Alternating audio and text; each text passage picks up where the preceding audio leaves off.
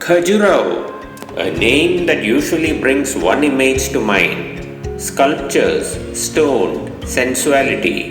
But beyond the popular labels, this landscape holds stories far older, far subtler, and far more human. From above, the temples appear like islands of time, scattered across a green ocean.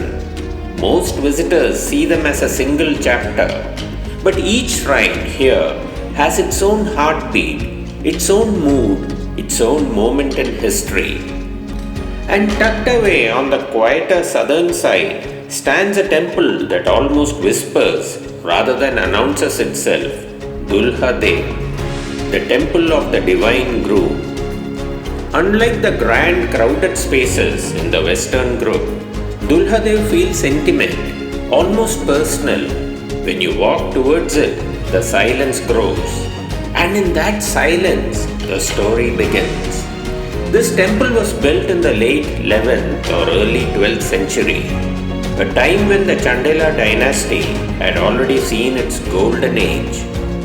The great temples of Lakshmana, Kandariya Mahadev, Vishwanatha had already risen. Their sculptures were at their peak, their artisans at their finest. But by the time Dulha Deo was built, things had changed.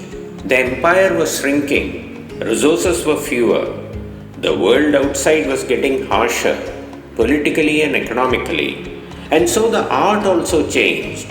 What earlier was bold, extravagant, and overflowing with detail, here becomes gentle, restrained, and almost reflective. Yet this softening was not a weakness, it was a shift, a transition from grand cosmic expression to a more intimate, devotional mood.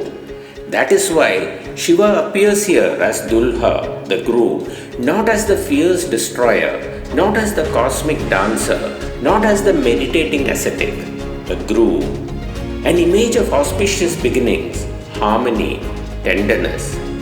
The symbolism becomes clearer when you consider the historical moment. When an era enters uncertainty, people turn towards hope, not power.